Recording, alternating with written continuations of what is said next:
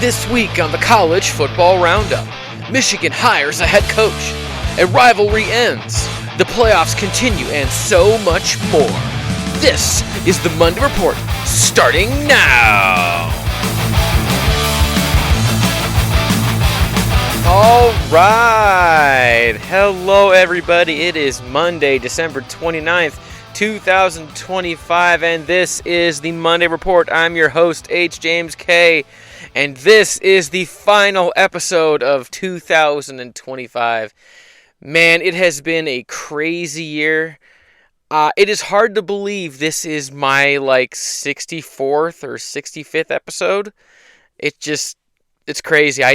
Part of me didn't think I'd continue doing it this long, and yet I love doing this, and I've actually recently gotten some stuff to upgrade my equipment, which the first video of the new year will have a whole new mic, a new boom arm, XLR cable, it'll have a new pop filter, whole new thing. I'm gonna sound way better. My velvety soft voice will have some dimension from my new equipment, but not this week because I just didn't want to set it up yet, because I got to learn how all this stuff works. So look forward to that next week. We're moving up in the world, but for now, let's talk about college football. We've probably only got, 2 or 3 more episodes of this left, of the College Football Roundup, before we just turn back into the Monday Report, and I'll be talking about a much more varied varied mix of subjects. So this week we got, obviously, Michigan hired a football coach. We're going to talk about that. We're going to talk about Notre Dame and USC's legendary long-running rivalry coming to an end. We're going to talk about the coming college football quarterfinal round of the playoffs. The quarterfinal round of the college football playoffs, which I will give you a rundown of all 4 games, give you my thoughts, key players, keys to the game, predictions. Then we're going to talk about Michigan's Citrus Bowl game against Texas. I'll give you my thoughts on the game, key things to know, missing starters, and a prediction. And then we'll wrap it up with some quick hits. Got stuff about BYU and Michigan State and a couple of bowl game results.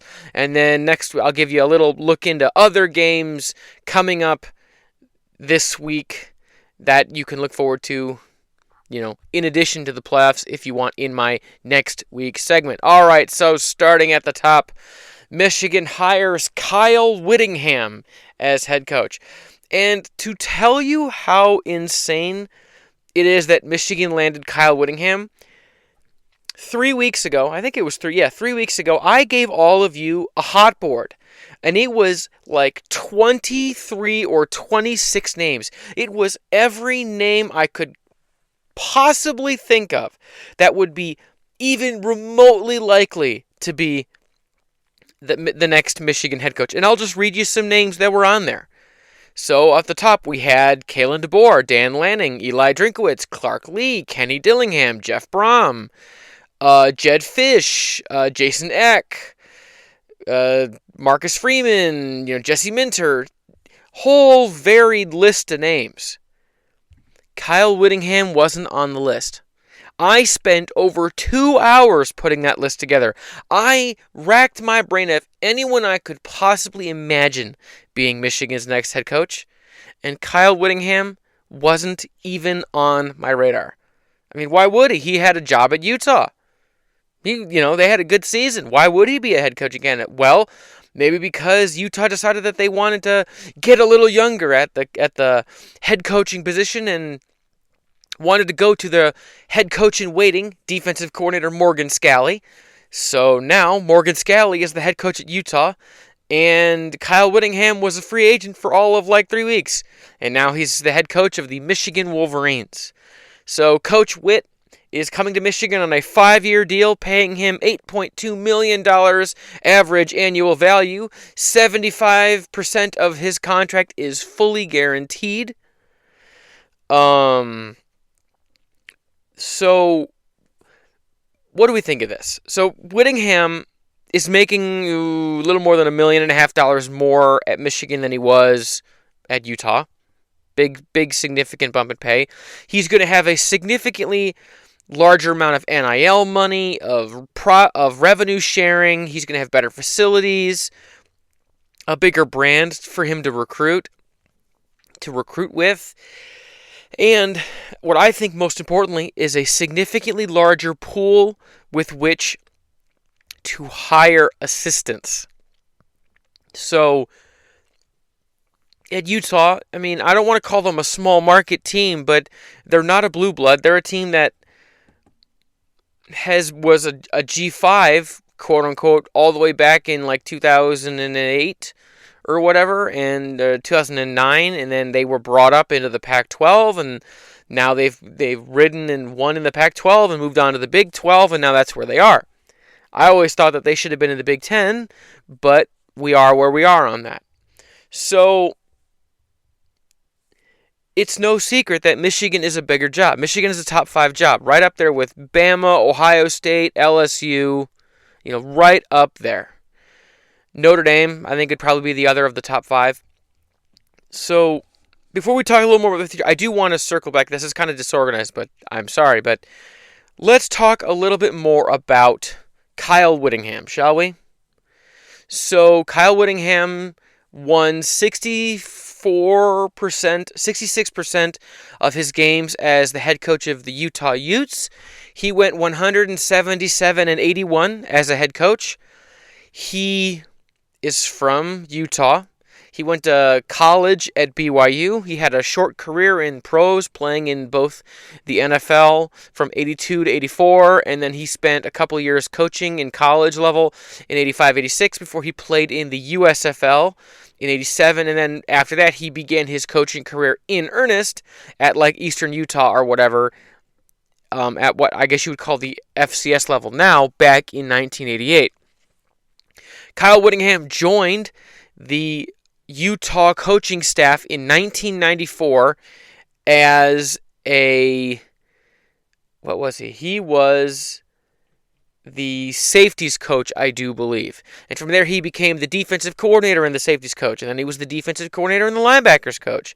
And then he was the defensive coordinator and the safeties coach again before becoming just the defensive coordinator, until eventually, after the 2004 season, Urban Meyer left for Florida, and Kyle Whittingham was promoted to be the head coach for the 2005 season and onward. And Kyle Whittingham was the head coach of the Utah Utes from 2005 to 2025. After the final game of which, he resigned, walked away, so to speak. And let me put it this way. Kyle Whittingham was at Utah in some capacity longer than I have been alive. I'm going to be 30 in a little over a month. That's how long Kyle Whittingham was at Utah. He's got grandchildren and multiple children since starting in at Utah. He has done nothing but Utah. And now he's the head coach of the Michigan Wolverines. So, what is happening right now? Well, right now, Coach Witt is in Orlando, Florida, with the Michigan football team and the current Michigan coaches and all that, where they're in Orlando for the Citrus Bowl, and he's meeting with current staff. He's meeting with players, kind of getting to know everybody. From his introductory press conference earlier on Sunday, he has said that there's likely that there will be 7 or 8 new coaches, meaning that only 2 or 3 of the current staff will stay.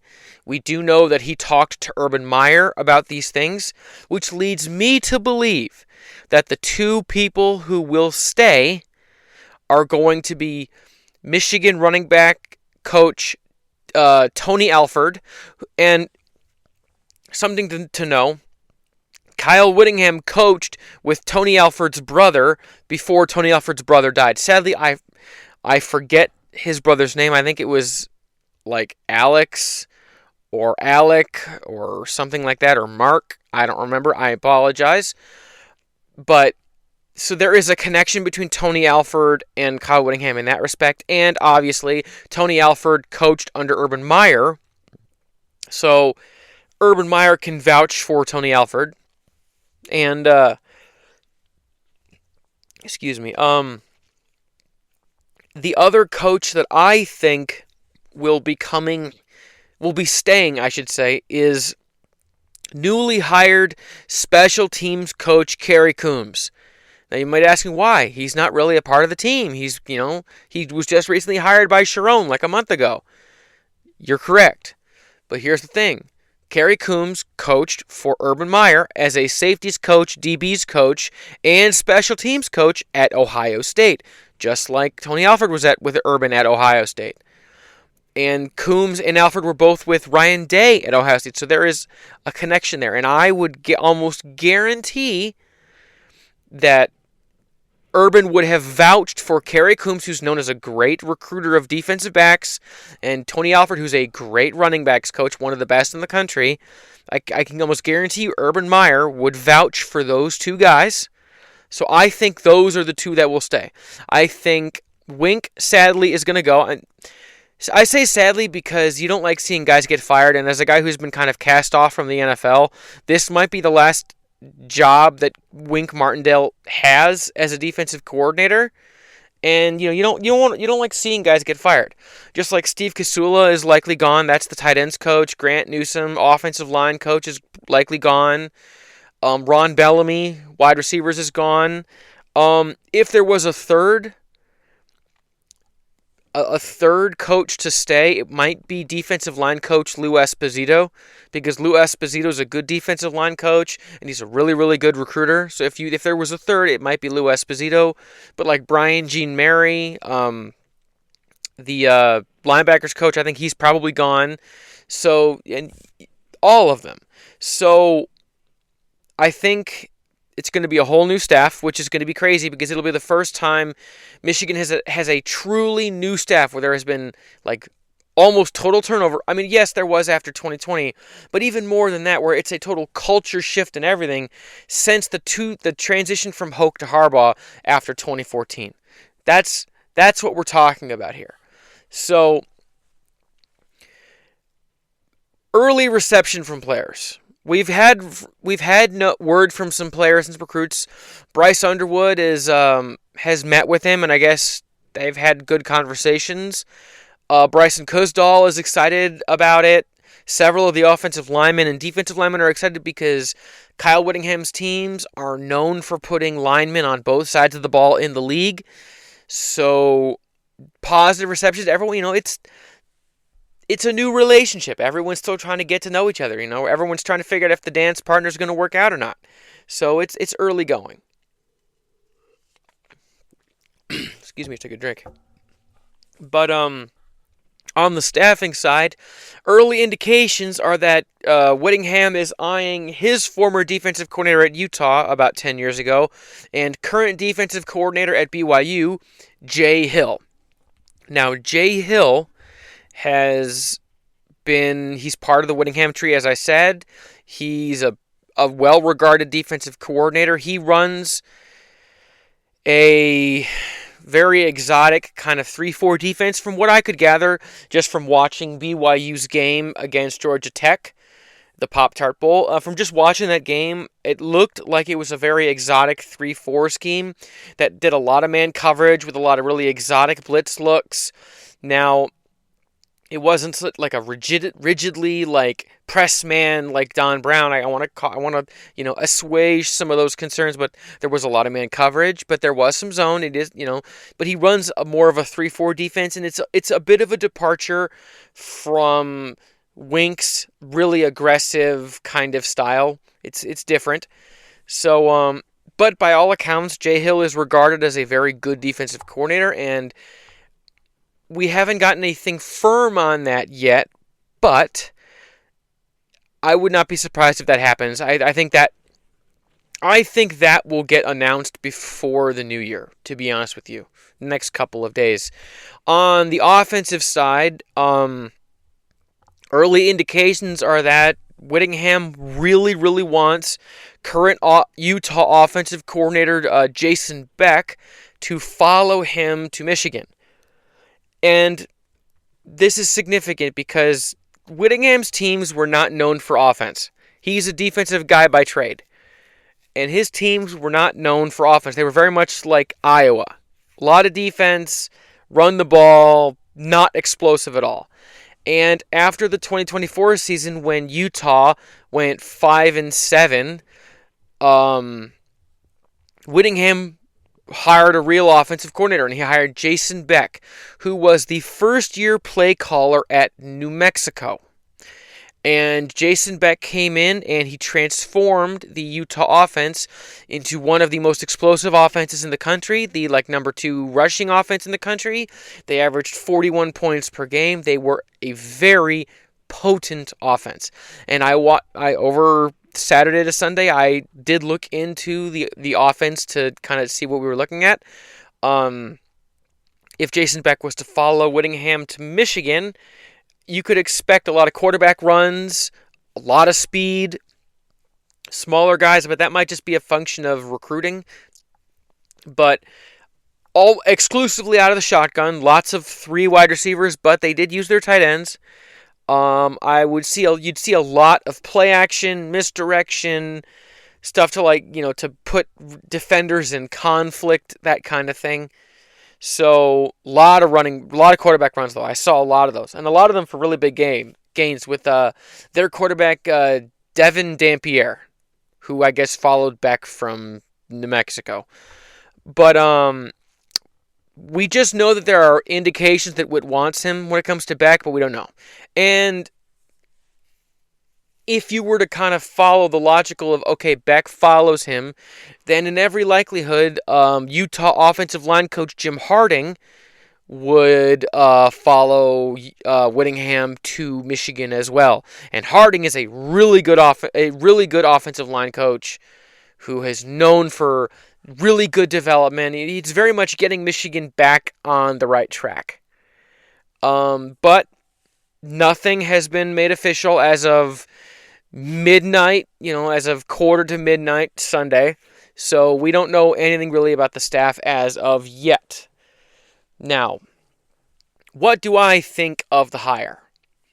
This hire was not on my radar. I said that.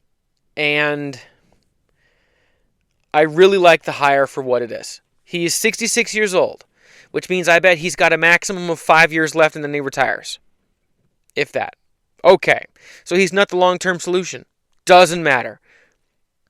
If he can build a stable foundation that allows Michigan to get its footing, clean up its image, and build for the future, then that's awesome. At the same time, if we can turn this thing into a run-in, throw-in, physical ground and pound team that can get wins in the playoffs, then that's obviously awesome. Otherwise, you'd consider this whole thing a failure in my book. So, the expectation for Witt, and I know it's not fair because we haven't even seen the team on the field yet. He doesn't even have a staff yet, but 9 or 10 wins and bids in the playoffs is the bare minimum expectation. Now, for 2026, if Michigan gets 9 wins, it's a miracle because they got to play Oregon, Ohio State, Oklahoma, Indiana. Michigan's schedule is very difficult in 2026. So if Michigan gets the 9 wins, they probably get in the playoffs even as a 9-win team just because of how crazy their schedule was. But I like the hire a lot.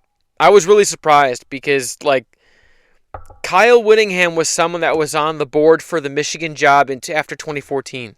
There was serious talk that, if Harbaugh doesn't get it, maybe they go after Kyle Whittingham. Like how great he's been in 10 years at Utah. He likes to play Michigan style of football, run the ball, play defense. He was very much on Michigan's radar for the job the last time the job came open. And the thing is, 2 years ago, you couldn't have gotten Kyle Whittingham because of the NCAA sanctions, threat, and, the controversy, and when Harbaugh left and everything. But now that things have kind of smoothed out on that department a little bit, Michigan was able to lure him to Ann Arbor after he decided to walk away from Utah. And the whole thing is just serendipity. It's fate, because he's having to leave a good situation at the specific moment when Sharon Moore is getting fired. That's putting us in a situation where we could even get a head coach, because I don't think otherwise you can pull a guy like Kyle Whittingham. He's a top 5 coach. He's a Hall of Famer. He is one of those guys. So I like the hire a lot. There are those out there, some people who don't like the hire and wish that we had either kept Biff Poggi or something, but I won't name names, but they know who they are, and those people are wrong, because this is a good hire. Michigan is going to be in a good spot. If Michigan can keep Andrew Marsh, Jordan Marshall, especially Bryce Underwood, and can keep some of that young core of talent, Jordan Marshall, Andrew Babalola, those guys. If Michigan can keep all of those guys, then this team can be a really serious contender, because Michigan was uber young in 2025. So I like the hire. Now, elsewhere in college football, there were other notable stories, such as Notre Dame and USC's historic hated rivalry is done. It's over. They will not be playing next year. They will not be playing ever again until they schedule another game, because the rivalry is canceled. So, where does this come from? So, USC wanted to play the Notre Dame rivalry not in the final week of the year, but to play it in the early part of the season, when Big Ten teams play their non-conference schedule. And Notre Dame didn't want to do that. And USC said, we'll do it as a neutral site game. Anything you want to get it early in the schedule. We'll play in Mexico City, Ireland, the Mars, the Moon, Mars, Las Vegas. You name it, we'll be there. We'll play it in the early season. We want to do that. And the thinking was, USC has nothing to gain by playing Notre Dame late in the season. And Notre Dame has everything to gain by beating a team and getting a resume builder at the very final game, because they don't play in a conference championship. So it is distinctly advantageous for Notre Dame to want the game to be the final game of the season, and there's no upside for USC, so they wanted to move it, and Notre Dame was saying no. So USC said, fine, I guess we're not playing it then, because we don't want to do that. And you have to look at this in the under the backdrop of the fact that Notre Dame secretly negotiated a memorandum of understanding with the College Football Playoff, where if they land in the top 12, they're in the playoffs. Now, this is in spite of the fact that, say theoretically,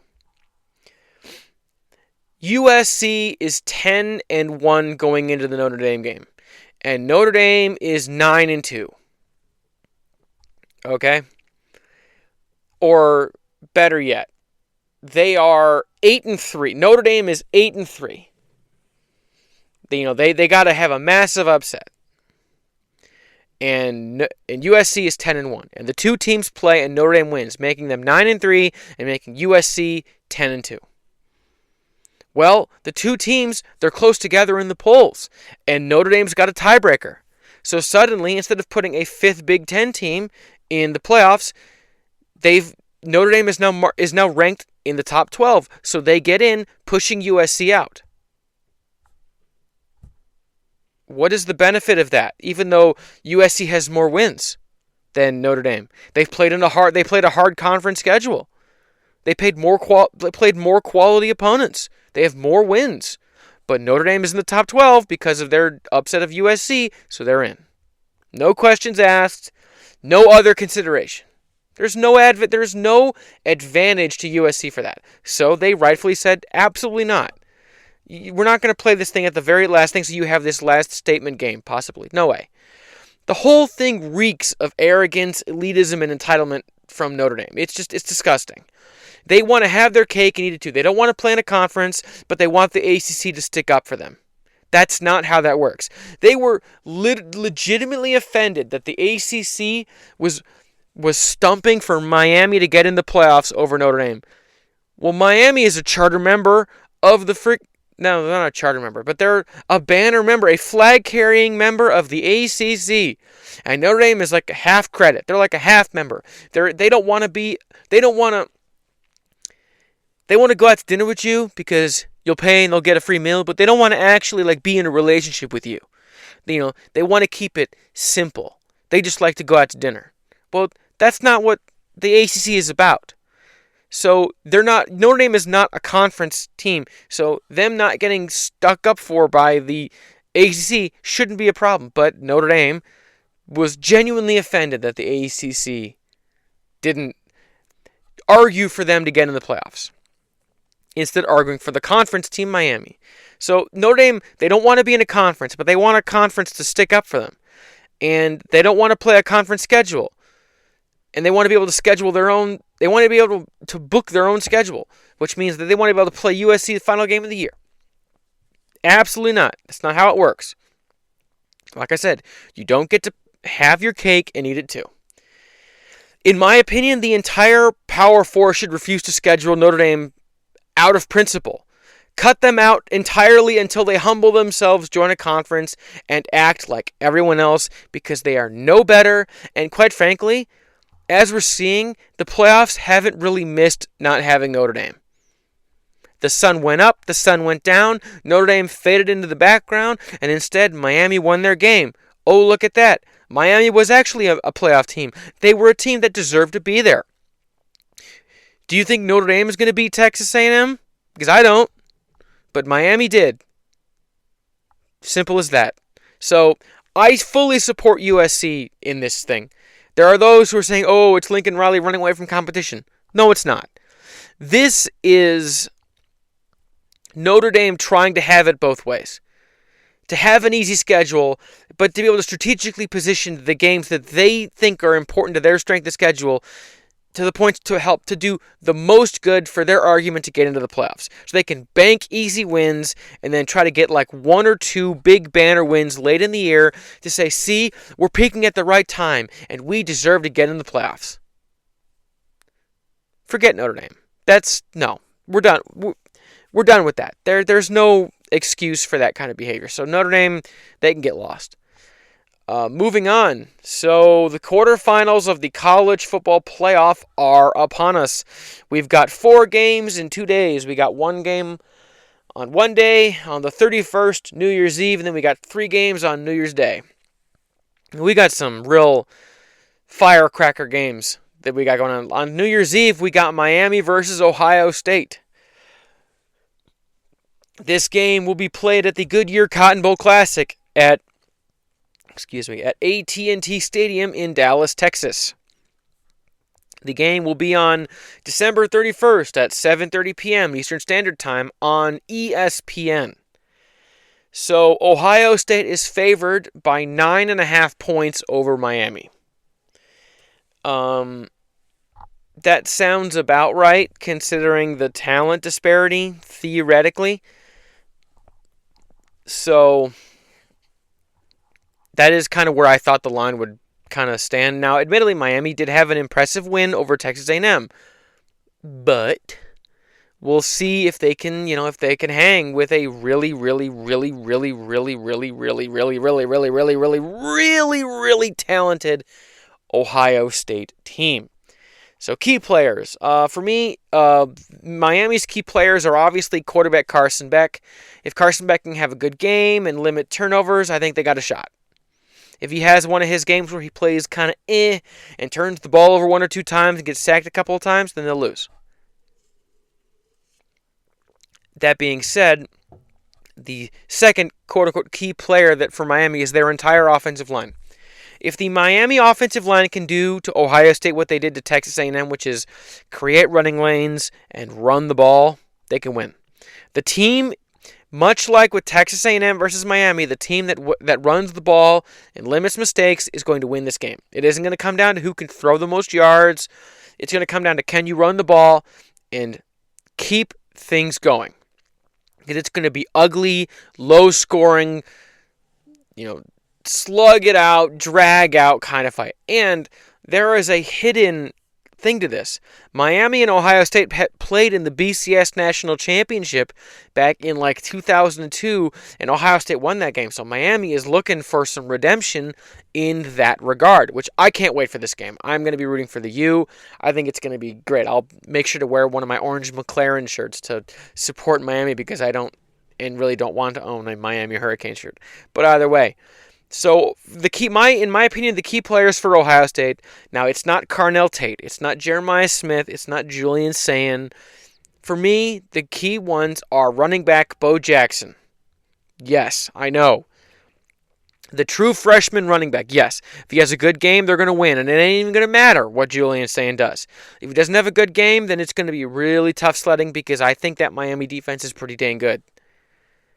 But Bo Jackson has shown some incredible moments this season, and I think, if he has a good game, they'll win. The second key player for me is linebacker Caleb Downs. So Caleb Downs is an incredible player, and if he has a good game, it means that Miami's in trouble. Because if he gets an interception, gets a lot of tackles, gets maybe a sack, maybe a forced fumble, if he does what he's been doing all year, he'll bust up their whole game plan. Because this game, much like a lot of these playoff games, is going to be a contest of who can impose their will on the other, who can make the other team move off of their game plan. If both of these teams are able to do their own game plan, Ohio State wins. But if Miami can get Ohio State, because, let me rephrase that. Ohio State's plan is going to be to disrupt Miami defensively. That's to get Miami off of their game and to just kind of impose their will. Offensively, they're going to want to run the ball, control the game, limit mistakes, and limit possessions. Now, it's kind of the same thing on the flip side for Miami. Miami's sole way of winning this game, in my opinion, is going to be able to run the ball, limit possessions, and kind of just do what Indiana did. Be more perfect than Ohio State and make the key plays when they're there to be made. And if Caleb Downs and Bo Jackson do their job and have their game, they'll win. Yeah, so keys to the game. Who owns the line of scrimmage? From a more drilled down perspective, who owns the line of scrimmage? If Ohio State owns both sides of the line of scrimmage, they win the game, and they probably blow them out. Because if their defensive line is able to disrupt Miami's offensive game plan, Carson Beck's going to turn the ball over. They won't be able to run the ball, and it's going to just be... It'll be a long day. But here's another one. The other key to this game, in my opinion, is special teams mistakes. Games like this, low-scoring games where every position matters, special teams mistakes are devastating. A fumble on a punt return, a muffed punt, missed field goal, a bad kick return defense, those kind of things. Crippling penalty on a punt return that negates a 47-yard punt return. Those kind of mistakes can decide games. Because in games that are this tight, it's going to be up to the team that makes the fewest mistakes that is able to capitalize on their opponent's mistakes. So if you're making special teams mistakes, that's like giving your opponent free opportunities. So for this game, who owns the line of scrimmage? Who's going to make the fewest mistakes in special teams? If you do those two things, you'll win the game. Even if you can't throw the ball. Even if you run for the ball for like 170 yards and make perfect special teams, you can win this game because you're going to be able to control the line of scrimmage on both sides of the ball and limit possessions and just wear them down, which is what we saw Indiana do to Ohio State earlier in the year. That is how you beat a team like Ohio State. But my prediction for the game is that I think Ohio State is going to win 23-14. I spent a lot of time on what Miami needs to do to win the game. Well, what does Ohio State need to do? They need to just play the game that they play. If they walk in and play their game, they'll win the game. It'll be over by halftime.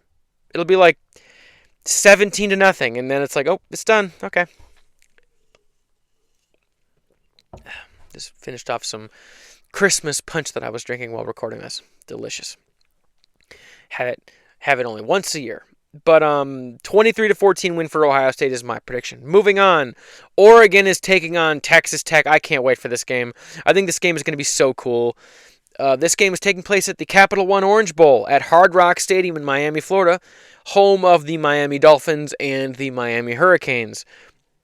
This game takes place on January 1st at noon Eastern Time on ESPN. Oregon is favored by 1.5 points, but I saw them favored by 2.5 points. This game is a veritable toss-up.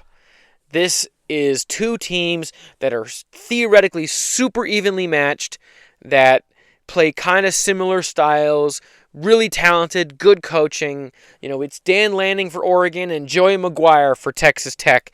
And it's just, man, this game is, since I saw the bracket, this is one of the games I was like, ooh, man, what kind of game could that be? Two physical yet explosive teams with underrated, sneaky good defenses. Could be awesome. So, key players for Oregon. For me, their key player, first of all, it's quarterback Dante Moore. If he plays at all like he played against James Madison, they'll win the game going away. Do I think that's going to happen? No. I don't think Texas Tech is going to allow Dante Moore to just throw bomb touchdowns all day. But if he can be accurate, on time, and limit mistakes and keep the chains moving, then they can win the game. Because the bigger impact is going to be Noah Whittington, their running back. If Noah Whittington can get going and they can keep the offense on the field and let their defense be aggressive and advantageous, Oregon can win the game. Now, key players for Texas Tech. The entire Texas Tech running back room.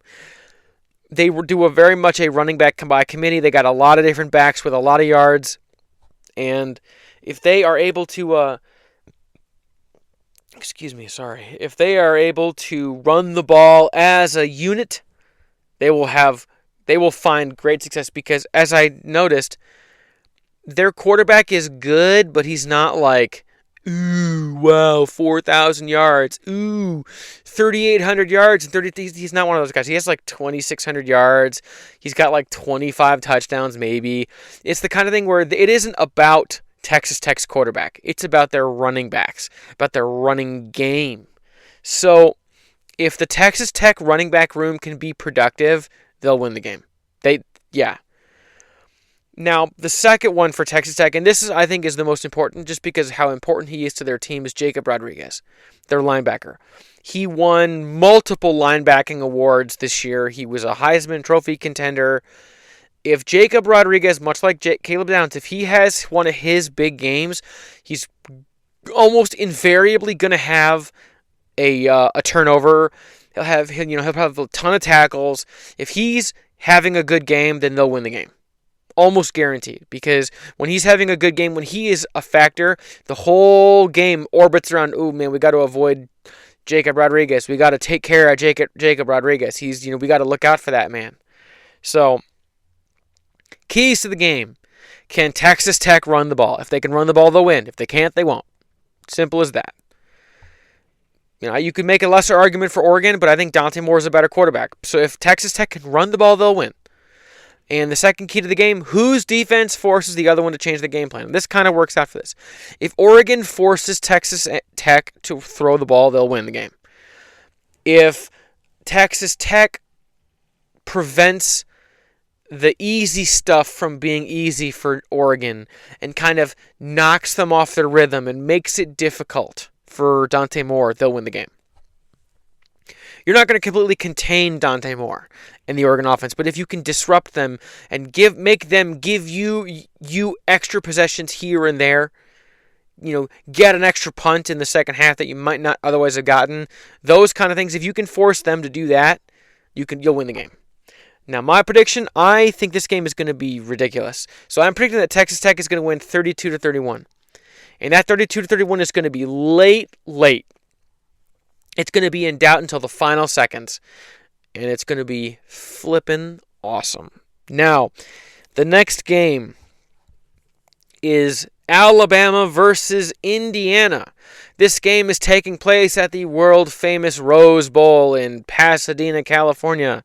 The game is taking place on January 1st, 2026 at 4 p.m. Eastern Standard Time on ESPN. Indiana is actually favored by 6.5 points over Alabama. Now, when it comes to key players, I kind of went back and forth for Alabama. Excuse me, I'm sorry. All this talking gives me out of breath, and I kind of yawned for a second there. For me, it's Ty Simpson. It's got to be quarterback Ty Simpson. If he has one of his Heisman moment kind of games, they'll be in business. If he doesn't, they'll lose. If you can disrupt Ty Simpson and make him inefficient and make him make mistakes, that you win. And for that regard, wide receiver Jeremy Bernard is the second key player for Alabama.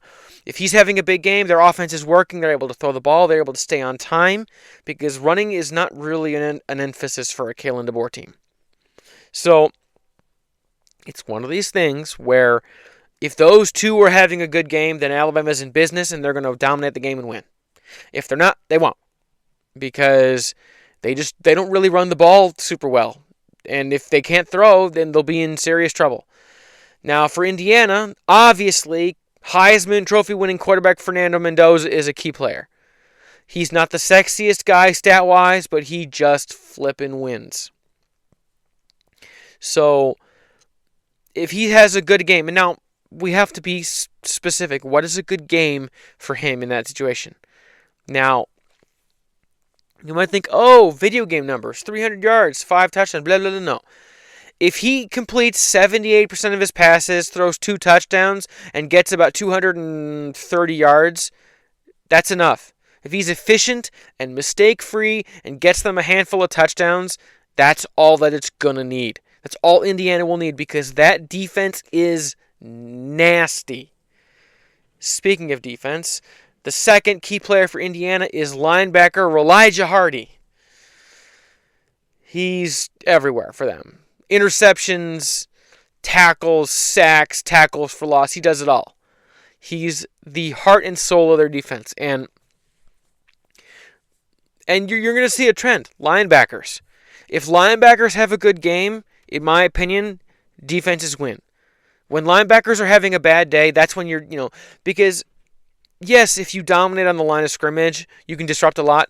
But if you can't dominate the middle of the field in your defense with your linebackers, you're vulnerable. USC, Michigan was doing pretty okay on the defensive line, but they were getting destroyed in the linebacking room because USC was just beating the crap out of them. 2018, 2019 Michigan versus Ohio State. They ran crossing routes against Michigan's linebackers all day. If your linebackers are having a bad day, the defense stops functioning. Because they're the heart of the defense. They do all the communicating. They do run fits. They help the defense. They help augment defensive line. They do a lot of the blitzing. So if Elijah Hardy is having a good game, that's big for the defense. It allows the defensive coordinator to do more from his playbook. Keys to the game. Can Alabama play clean, mistake-free football? Alabama has a tendency to make dumb mistakes. They've done it several times this year where you're like, why are you doing that? Why would you miss that block? Why would you fumble there? Why did you throw that interception? Why did you get that penalty? That's the key for Bama. If they can clean up the mistakes and just play their game, they can win. Because they got a pretty decent offense. But the thing is, Indiana does not make mistakes. They don't turn the ball over. They don't commit penalties. They don't get chippy. They just out-perfect everybody. That's what championship caliber teams do. They say, we're going to be perfect and you won't, and that's why we're going to win no matter what the score is. No matter how few or how many points, we're going to be perfect and you won't. And that's going to be the difference. So if Bama can play their game and be mistake-free and prevent Indiana from taking advantage, they can win. At the same time, another key to the game, can Fernando Mendoza continue his Heisman magic? Now, that isn't stats. That's vibes. That's what's happening on the field. Against Penn State, that game was ugly. And Indiana had to have a serious comeback. But when the chips were down, Fernando Mendoza was there in the clutch to throw the game-winning touchdown pass. That's the difference. That's the magic. If Fernando Mendoza can keep making clutch plays and making the play that you don't expect to be made but needs to be made, if he can do that, they'll win the game. Now, my prediction, I think Indiana is going to win 23-9. Now, I know what you're saying, 23-9, it sounds like Indiana kind of dominated. Yes and no. I think this game is probably going to be like 16-9 well into the fourth quarter before Indiana busts off a long drive and kind of puts the game away very, very, very, very, very late. It could be one of these 16-9 where it's like, oh man, if Bama could just engineer one more drive, they can tie this thing up. But Indiana will put them away and win 23-9. Now, the last of the playoff games, we got Ole Miss versus Georgia. This game is taking place at the All-State Sugar Bowl, played at Mercedes-Benz Stadium in Atlanta, Georgia. And how convenient that Georgia's playing in Atlanta. Again, it seems like they do that twice or three times a year these days. Usually they play a neutral site. Just hit the table with my knee. They play a neutral site game early in the year. Then they go to the SEC Championship game and play at that stadium. And now they're going to play there in the playoffs. It's like, at that point, that's just like getting home games. They're from Georgia. It's Georgia. So, I think that's kind of unfair. But the game is on January 1st, 2026 at 8 p.m. Eastern Standard Time on ESPN. Georgia is favored by 7.5 points. So, Ole Miss has got a tough task on their hands, and it's gonna take some special moments to win this game, in my opinion. Key players, it's got to be quarterback Trinidad Chambliss. If Trinidad Chambliss can do his run thing and can throw the ball with efficiency and make few mistakes, they have a chance of staying in the game. Another big one is running back Kawan Lacey. Explosive back, has a little bit of power. When he's being successful, they win.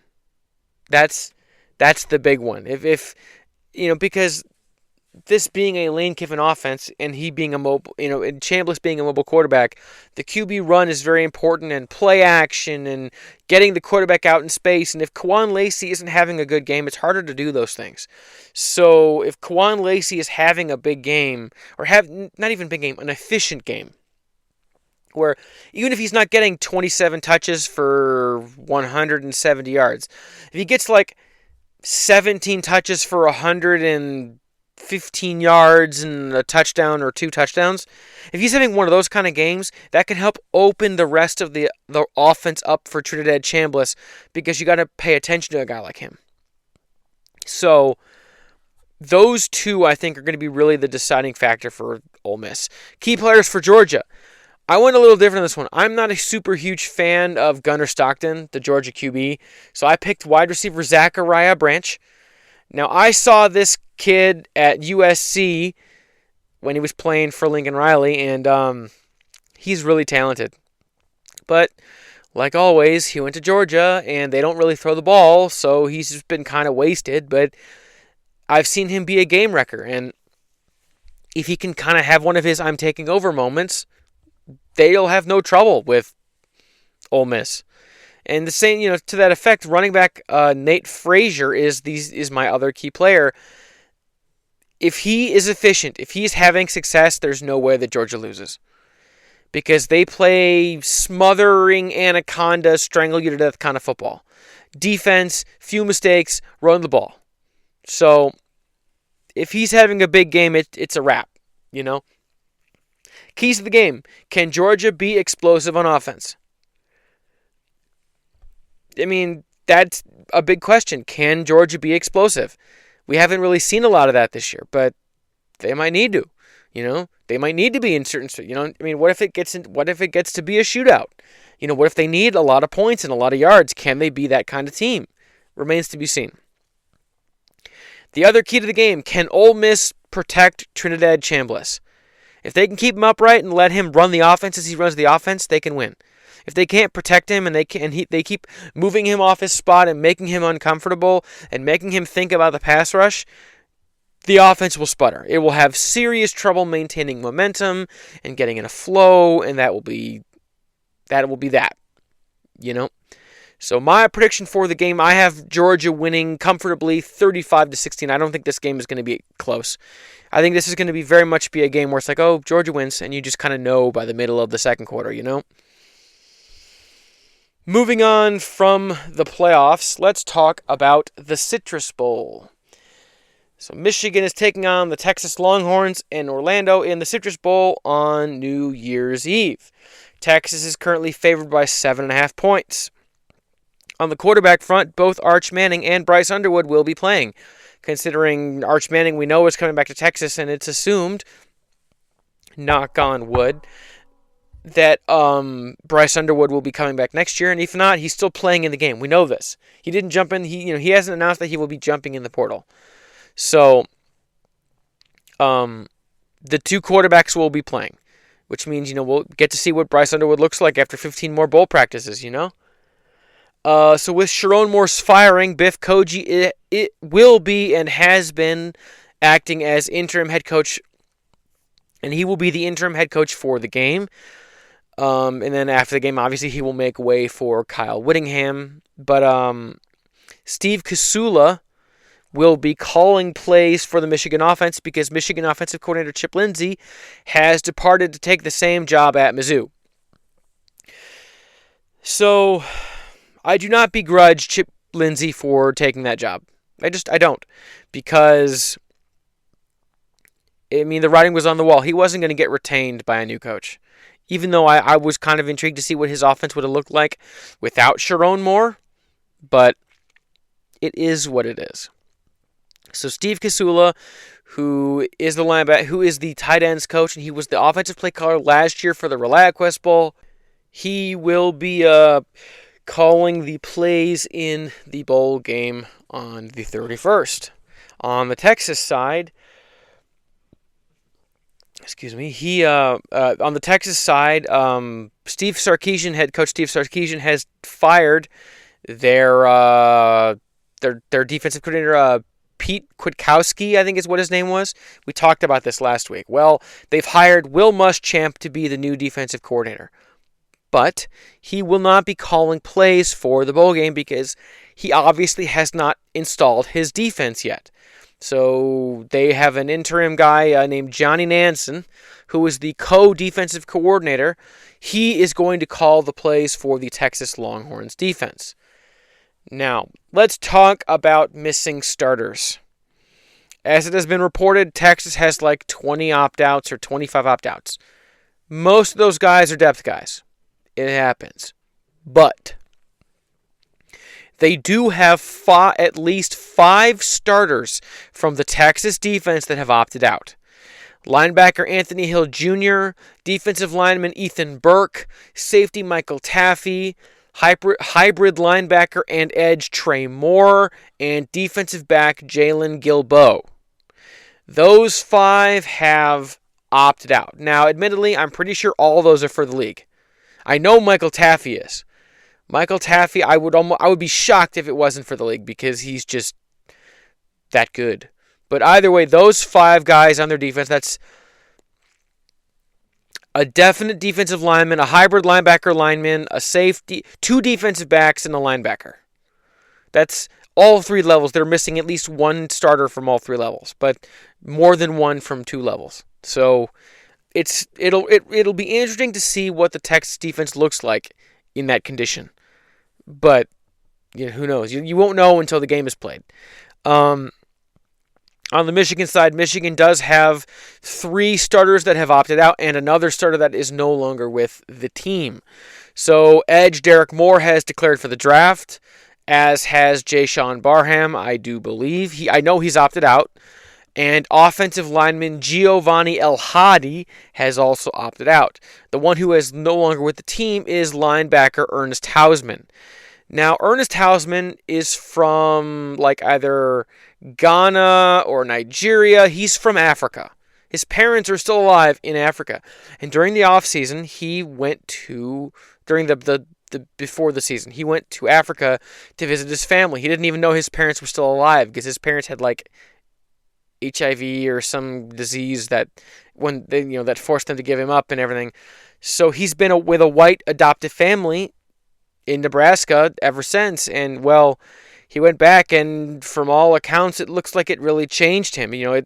He's been this really prosperous, healthy guy playing football, and all of his family. He's got dozens of family members back in Africa who are struggling, and I guess it changed him because he just had a total mental health crisis and walked away from everything with 2 games left in the regular season. And maybe we can chalk that up to the toxic locker room environment that came with the Sharon Moore experience. But either way, we have no real idea why he walked away. We don't know what's happening with him, if he's okay, where he is. He's just kind of gone. Poof. So, he's gone. Now, my thoughts, pivoting back to the Citrus Bowl itself. My thoughts on the game. It's a game that doesn't matter. And one team had a letdown where they were hoping to get in the playoffs and they didn't. And another team had crazy head coach turmoil. So it is one of these things where who wants it more and who is able to motivate themselves to want it more. Obviously, Arch Manning is a better quarterback and Steve Sarkisian's a better head coach. And they're a more talented team. But do they even really care about the game? They got a lot of starters missing. They got a lot of depth that is opted out. So what does that look like for Texas? And for Michigan, how distracted were they? Were they able to stay focused, keep the main thing?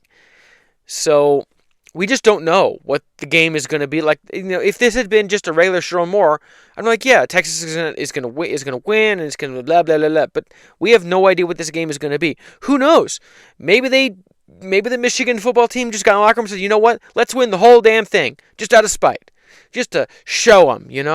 We have no idea. So, with that being said, I am predicting that Texas is going to win 27-21. Yeah, Steve Sarkisian's a better coach. Arch Manning is a better quarterback. And I know, it was like, yeah, but Bryce Underwood, what? No, Arch Manning is, right now, this second, on Monday, December 29th, 2025, yeah, Arch Manning is a better quarterback than Bryce Underwood. That's irrefutable. That's just the truth. So they're the more talented team right now. They have an actual head coach. They got an intact coaching staff mostly. But they have fewer distractions and less drama. So I think they're going to win. Now, if Michigan wins, awesome. Cool. It'll be great. But I have no idea. I hope Michigan puts on a good showing. Make me feel hyped for next year. All right, let's get to some quick hits. BYU made an 11-point comeback to triumph over Georgia Tech in the Pop-Tart Bowl. I watched this game. This game was great. And I love the Pop-Tart Bowl. It's hilarious watching the toaster and the Pop-Tarts going down, and Strawberry leapt off the back of the toaster because he didn't want to be eaten, and it's the whole thing is great. And watching Kalani Sitake wolfing down chunks of Pop-Tart in one go, yeah, it was a hoot and a half, and they were in some dire straits for a while there, but they managed to make an 11-point comeback and win the game, and they held Georgia Tech scoreless in the second half. Jay Hill, defensive coordinator. So maybe he'll be Michigan's defensive coordinator. But, yeah, it was a fun game. All right. New Michigan State head coach Pat Fitzgerald has largely finalized his coaching staff. Notable names include former Michigan quarterback Nick Sheridan as offensive coordinator. Joe Rossi was retained as defensive coordinator, with MSU great Max Bullough joining as co-defensive coordinator and linebackers coach. And for Michigan fans of the Rich Rod era vintage and Brady Hoke era vintage, Max Bullough should sound familiar because he was the starting middle linebacker on those MSU teams, and he beat the crap out of everybody, and he was really physical, and he was a great linebacker. All right, Penn State defeated Clemson 22-10 in the Bad Boy Mowers Pinstripe Bowl. This was the worst bowl game I've ever watched. Oh my God. You could tell both of these teams did not want to be there. Neither of them was well coached. Neither of them was particularly talented. Oh my. It was so boring. And Penn State, I watched this game, and Penn State was the more talented team. I mean, everyone knew they were the more talented team, but things didn't go their way, and they just kind of disintegrated. So there were times where you're like, oh yeah, Penn State can make mistakes, but they can win this game just on talent alone, and they did.